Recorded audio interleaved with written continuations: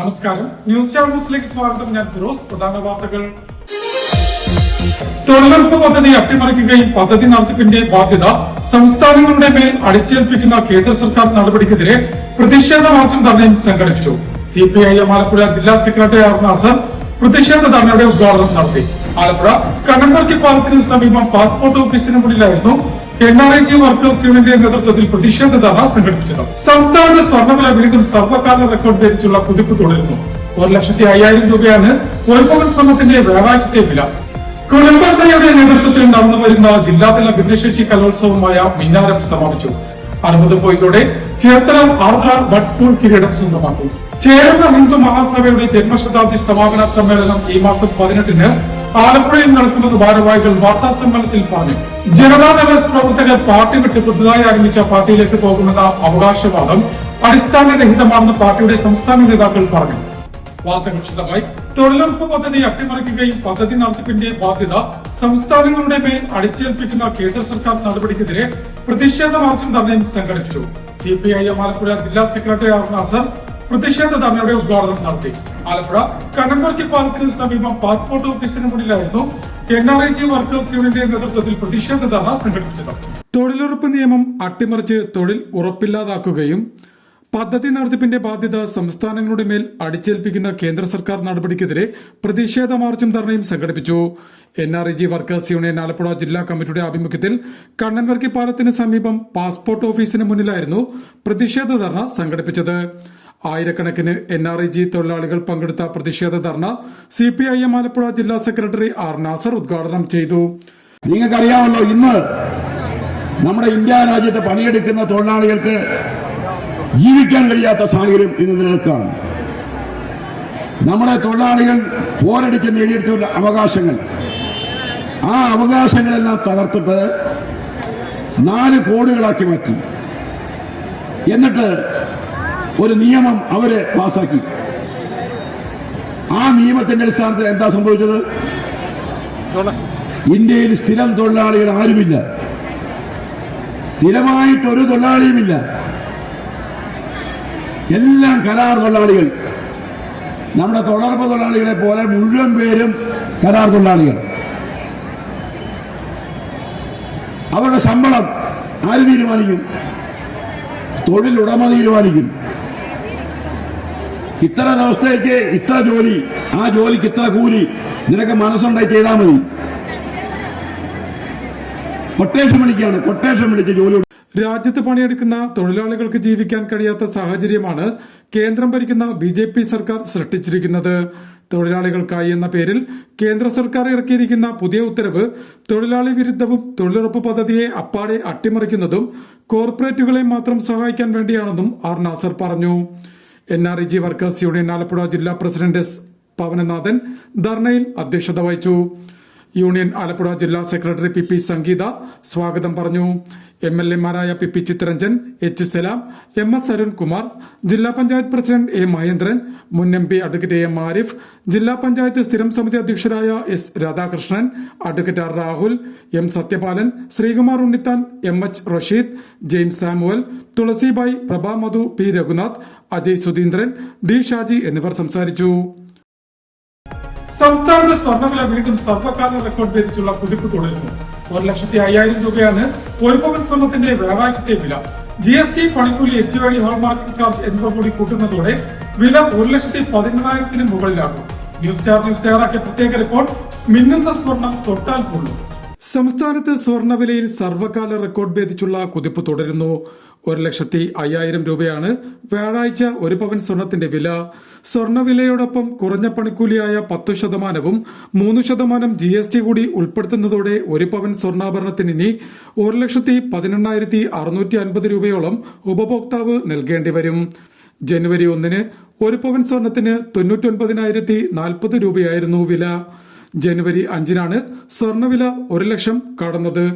കേവലം 14 ദിവസം കൊണ്ട് 5,960 രൂപയുടെ വർധനവാണ് സ്വർണ്ണവിലയിൽ ഉണ്ടായിരിക്കുന്നത്.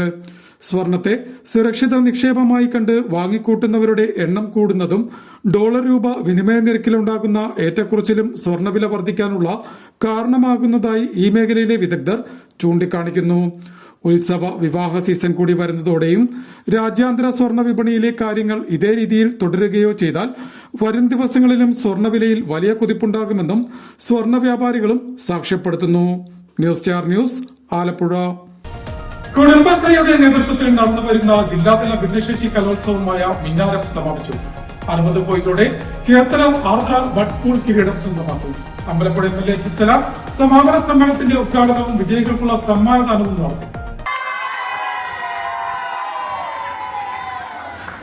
കുടുംബശ്രീ ജില്ലാ മിഷന്റെ നേതൃത്വത്തിൽ 2 ദിവസങ്ങളിലായി നടന്നുവന്ന ജില്ലാതല ഭിന്നശേഷി കലോത്സവം മിന്നാരം കിരീടം 60 പോയിന്റോടെ ചേർത്തല നഗരസഭയിലെ ആർദ്രം ബഡ് സ്കൂൾ സ്വന്തമാക്കി. 29 പോയിന്റോടെ മാരാരിക്കുളം സൗത്ത് പഞ്ചായത്തിലെ സ്നേഹതീരം ബഡ് സ്കൂൾ ഫസ്റ്റ് റണ്ണറപ്പായി. 24 പോയിന്റ് നേടി മാരാരിക്കുളം സൗത്ത് പഞ്ചായത്തിലെ ബഡ്സ് സ്പെഷ്യൽ സ്കൂൾ സെക്കൻഡ് റണ്ണറപ്പായി. സീനിയർ ആൺകുട്ടികളിൽ തണ്ണീർമുക്കം ബഡ് സ്കൂളിലെ രാജീവ് ആർ നായർ, സീനിയർ പെൺകുട്ടികളിൽ സ്നേഹതീരം ബഡ് സ്കൂളിലെ സോന ജോസഫ് എന്നിവർ മികച്ച പ്രകടനം കാഴ്ചവെച്ചപ്പോൾ ജൂനിയർ ആൺകുട്ടികളിൽ ആർദ്ര സ്കൂളിലെ ജോയൽ പൌലോസും പെൺകുട്ടികളിൽ ആർദ്ര ബഡ് സ്കൂളിലെ ഹരിതയും മികച്ച പെർഫോമേഴ്സായി തെരഞ്ഞെടുക്കപ്പെട്ടു.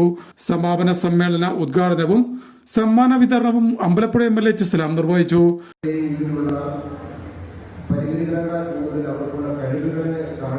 അത് കണ്ടെത്തുകയും അത് പരിപോഷിപ്പിക്കുകയും ചെയ്യുക എന്നുള്ളതാണ് പരിമിതികളുള്ള നമ്മുടെ കുട്ടികളുടെ മുന്നോട്ടുള്ള ജീവിതത്തിൽ ഏറ്റവും സുപ്രധാനമായ ഒരു കാര്യം. അപ്പൊ അത്തരമൊരു ശാസ്ത്രീയമായ കാഴ്ചപ്പാട് തന്നെ മുന്നോട്ട് വെച്ചിട്ടാണ് ഇതുപോലെയുള്ള കൂടിച്ചേരലുകളും ഇതുപോലെയുള്ള കലാ പരിപാടികളൊക്കെ സംഘടിപ്പിക്കാൻ പൊതുവെ നമ്മൾ തീരുമാനിക്കപ്പെടുന്നത്. പലപ്പോഴും നമ്മൾ നമ്മുടെ കുട്ടികളുടെ പരിമിതികളെയാണ് പലപ്പോഴും മുഖ്യമായി കണക്കിടുന്നതെന്നാണ് വിചാരിക്കുന്നത്. എന്നാൽ നമ്മുടെ കുട്ടികൾക്ക് ഒരു പരിമിതി ഉണ്ടെന്ന് തിരിച്ചറിയുകയും ആ തിരിച്ചറിവിൻ്റെ കൂടി ഭാഗമായി ആ ഓരോ കുട്ടികളുടെ ഉള്ളിലുള്ള ഏത് തരത്തിലുള്ള കഴിവാണ് പാട്ട് പാടാനുള്ളവരാണെങ്കിൽ അങ്ങനെ ഡാൻസ് ചെയ്യാൻ. കുടുംബശ്രീ ജില്ലാ മിഷൻ കോർഡിനേറ്റർ S. രഞ്ജിത്ത് ചടങ്ങിൽ അധ്യക്ഷത വഹിച്ചു. ജില്ലാ പഞ്ചായത്ത് പൊതുമരാമത്ത് സ്ഥിരം സമിതി അധ്യക്ഷൻ advocate R. Rahul, block panchayat vice president Seena, Punnapra Vadakku CDS chairperson S. Indulekha, Kudumbashree ജില്ലാ മിഷൻ പ്രോഗ്രാം മാനേജർ മോൾ G. ഖാലിദ് എന്നിവർ സംസാരിച്ചു. അസിസ്റ്റന്റ് കോർഡിനേറ്റർ അനന്തരാജൻ ചടങ്ങിന് സ്വാഗതം പറഞ്ഞു. ചേരമ ഹിന്ദു മഹാസഭയുടെ ജന്മശതാബ്ദി സമാപന സമ്മേളനം ഈ മാസം 18-ന് ആലപ്പുഴയിൽ നടക്കുമെന്ന് ഭാരവാഹികൾ വാർത്താ സമ്മേളനത്തിൽ പറഞ്ഞു. സംസ്ഥാന കൃഷി വകുപ്പ് മന്ത്രി P. പ്രസാദ് സമ്മേളനം ഉദ്ഘാടനം ചെയ്തു. അഖില കേരള ചേരമർ ഹിന്ദു മഹാസഭയുടെ ജന്മശതാബ്ദി സമാപന സമ്മേളനം ഈ മാസം 18-ന് ആലപ്പുഴയിൽ നടക്കുമെന്ന് ഭാരവാഹികൾ വാർത്താ സമ്മേളനത്തിൽ പറഞ്ഞു. 25/12/2025 100 വർഷം പൂർത്തീകരിച്ചിരിക്കുകയാണ്. അപ്പോൾ 2024 മുതൽ ഞങ്ങൾ 100 വർഷ പ്രോഗ്രാം